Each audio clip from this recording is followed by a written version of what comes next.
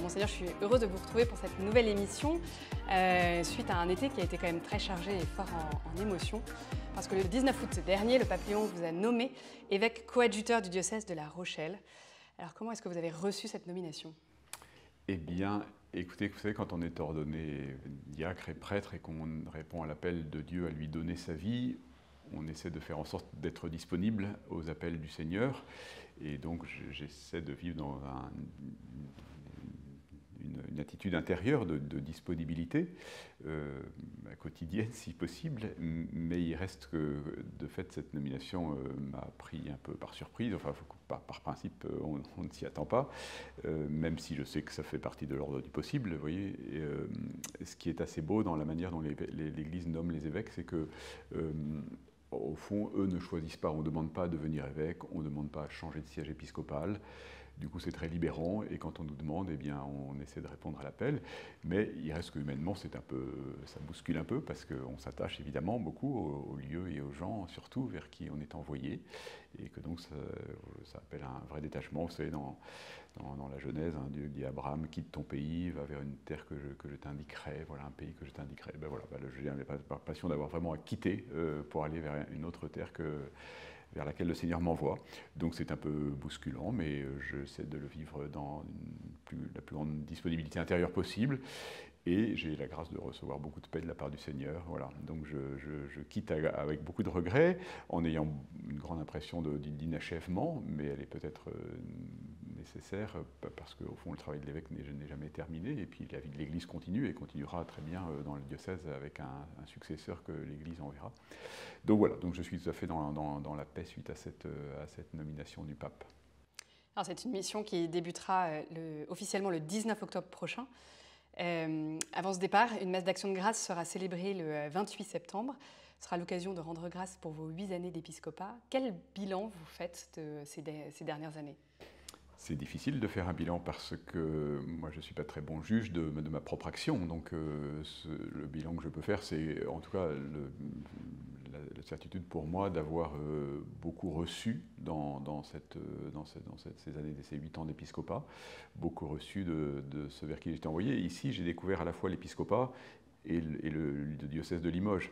Et donc j'ai appris à être évêque au milieu de vous, et donc je sais tout ce que j'ai reçu, et qui fait que j'ai grandi dans cette vocation d'évêque. Et puis ce que j'ai fait moi, d'abord j'ai rien fait tout seul. Vous voyez, c'est ce qui m'invitait aussi d'être très humble dans ce bilan, éventuellement s'il y a des aspects positifs, ce que j'espère un peu, mais j'ai rien fait tout seul. Donc j'ai travaillé beaucoup avec les prêtres, avec les diacres, avec les consacrés, avec des conseils, le conseil épiscopal, le conseil des affaires économiques, mes collaborateurs proches pour la communication, pour les différents aspects, l'enseignement catholique, la pastorale des jeunes. Voilà, dans tous les domaines, il y a beaucoup de gens au travail, et donc la mission de l'évêque, c'est aussi de faire la communion et de stimuler les projets, mais voilà, j'ai pas du tout l'impression d'avoir fait des choses de mon propre chef, voilà. Et puis après, il y a des choses qui se voient et puis des choses qui ne se voient pas. Ce qui se voit, c'est, on peut dire, des communautés religieuses ou sacerdotales qui sont arrivées, la Mission de France, la Communauté Saint-Martin, les Eudisses, les Pères de Saint-Jean-Marie Vianney, par exemple, des prêtres Fidei Donum de Pologne, du diocèse jumelé, de Waiguya ou d'autres, et puis des communautés religieuses vietnamiennes ou africaines qui sont arrivées, des réalisations concrètes comme le Parvis des Clarisses, comme un peu la transformation de Notre-Dame du Moulin, ce centre dont l'association a été reprise en partie par le diocèse. Voilà, donc ça, ce sont des choses objectives, constatables. Et puis après, il y a eu les grands événements, des ostensions, des ostensions de la fraternité aussi, des belles choses comme ça, donc des beaux souvenirs que je garde au cœur. Notre beau pèlerinage des prêtres à Rome pour le jubilé.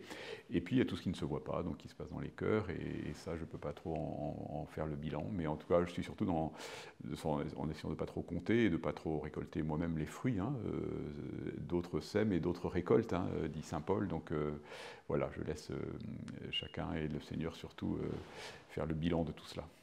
Alors, votre départ ouvre une période particulière pour notre Église diocésaine. Est-ce que vous pouvez nous expliquer un peu ce qui va se passer pour le diocèse de Limoges? Oui, c'est assez simple. Et ce qui est très beau, c'est que le droit de l'Église est très précis et prévoit tout à fait cette période de ce qu'on appelle la vacance du siège épiscopal. Donc jusqu'à ce que je sois installé à La Rochelle le 19 octobre, je reste administrateur du diocèse de Limoges. Et puis à partir du 9 octobre, ça s'appelle un siège vacant, la vacance du siège épiscopal. Et à ce moment-là, le Code de droit canonique prévoit que dans un délai de 8 jours, le collège des consulteurs, qui est un collège de prêtres nommé par l'évêque et issu du conseil presbytéral, ce collège des consulteurs doit nommer un administrateur qui est choisi parmi les prêtres du diocèse de plus de 35 ans. Voilà. Et cet administrateur sera chargé d'administrer, comme son nom l'indique, le diocèse, c'est-à-dire de gérer les affaires courantes. Le droit demande simplement qu'il ne fasse pas d'innovation, ni qu'il innovetur. On n'innovera rien pendant ce temps-là, parce que ça revient à l'évêque d'innover, j'allais dire. Et donc l'administrateur, il essaie de gérer le diocèse pendant la vacance du siège, qui dure le temps qu'un autre évêque soit donné, ce qui dure plusieurs mois, mais ça peut durer 3 mois, 6 mois, 9 mois, 1 an, ou voire plus, ça dépendra de la sagacité du nonce, et puis voilà, des tas de choses que l'Esprit Saint connaît. Alors pour revenir sur les dernières actualités, donc ce samedi 20 septembre aura lieu la journée de rentrée diocésaine avec la présence de Monseigneur Joly qui viendra faire une conférence sur la synodalité. Est-ce que vous pouvez nous en dire plus un peu sur cette journée? Oui, c'est une petite tradition maintenant depuis 3 ou 4 ans que je trouve très belle pour relancer le diocèse. C'est fait au niveau de chaque paroisse, il y a des journées de rentrée paroissiale, il y a la rentrée des équipes pastorales, etc.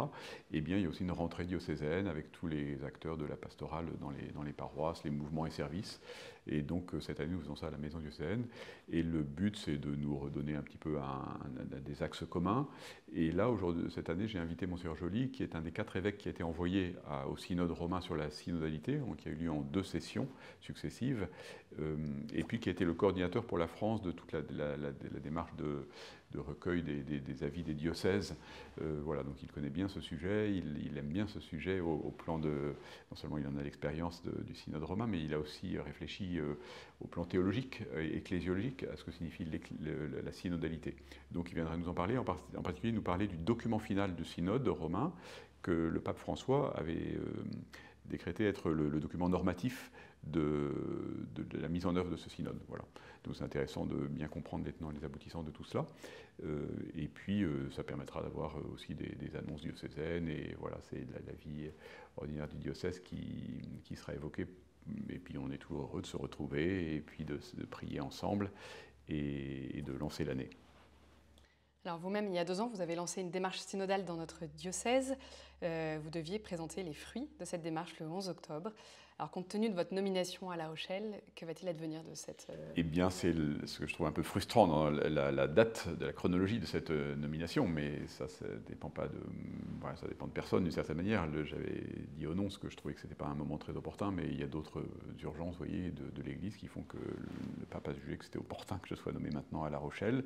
Et donc, de fait, nous arrivons à 2 ans et demi de travail qui aurait dû aboutir par cette promulgation d'un décret de statut le 11 novembre pour une mise en œuvre à la rentrée 2026, ce qui ne sera pas possible parce que je ne peux pas prendre des décisions, vous voyez, maintenant, le 11 novembre, je ne serai plus là, et même aujourd'hui, prendre des décisions qui engageraient mon successeur qui aurait à les mettre en œuvre alors qu'elles auraient été décidées par moi.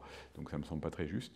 Du coup, ce que j'ai fait, c'est que j'ai rédigé un texte de ce que moi j'aurais fait si j'étais resté dans le diocèse.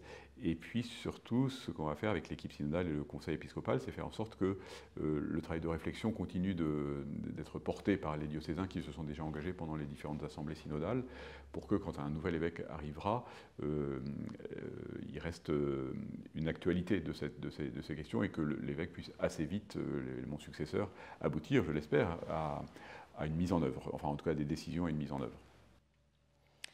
Alors notre rentrée a été aussi marquée par une grande peine, le décès soudain du père Michel Laterra, qui était le curé de la paroisse Saint-Aurélien, décédé à l'âge de 60 ans. Alors beaucoup de paroissiens témoignent vraiment de sa gentillesse et de sa proximité durant son ministère. Comment vivre cette perte pour notre diocèse ? Bien, dans l'espérance autant que possible à laquelle nous sommes appelés, face au mystère de la mort, à ce mur de la mort devant lequel on est si impuissant. Et donc on n'est pas préparé en effet à la perte, enfin vous voyez, quand quelqu'un n'est pas spécialement malade et qu'il est encore jeune, 60 ans aujourd'hui c'est vraiment jeune encore, et qu'il avait encore beaucoup de choses à donner. Donc on est invité à cette espérance et à garder confiance, mais je comprends que les paroissiens de Saint-Aurélien et puis tous ses amis nombreux se sentent très orphelins d'une certaine manière, avec cette absence d'un pasteur qui était, le Père Michel, c'était un homme assez discret et cependant extrêmement présent, discrètement présent, mais du coup au moment où il n'est plus là, les gens le sentent et beaucoup m'ont dit lors de ces obsèques vraiment qu'ils se sentaient orphelins, quoi. Ils avaient perdu leur pasteur, leur berger. Donc ben, voilà, moi je voudrais surtout inviter les paroissiens de Saint-Aurélien à la confiance, à l'espérance. J'essaierai d'aller célébrer la messe. Il me semble que c'est possible encore un dimanche pour leur dire aussi ma proximité, puis la prière du diocèse, et puis avec l'assurance aussi qu'on ne les abandonne pas. Mais vous voyez, je n'ai pas des prêtres sous la main comme ça pour remplacer au pied levé un prêtre décédé. Donc on cherche et on trouvera une solution de sorte qu'il y ait un pasteur. Saint-Thirier, c'est une très jolie petite ville tout au sud du diocèse, qui est assez éloignée d'autres grands centres. Donc c'est un vrai centre lui-même, Saint-Thirier, et donc il y a vraiment besoin d'un pasteur là. Et donc l'Esprit Saint et la générosité de tous fera je suis sûr qu'on trouvera une solution pour qu'on puisse avoir un successeur au Père Michel. En tout cas, je rends hommage vraiment à cette figure. On était à peu près de la même génération, il avait été ordonné 1 an avant moi, et il avait 1 an de plus que moi, vous voyez, mais c'est un homme très attachant, donc je rends grâce pour sa vie et son ministère et sa vie donnée. On a eu une très belle célébration d'obsèques à Dun-le-Palestel, d'où il était originaire, la semaine dernière. Et voilà, ça a aussi été une belle manière d'action de grâce.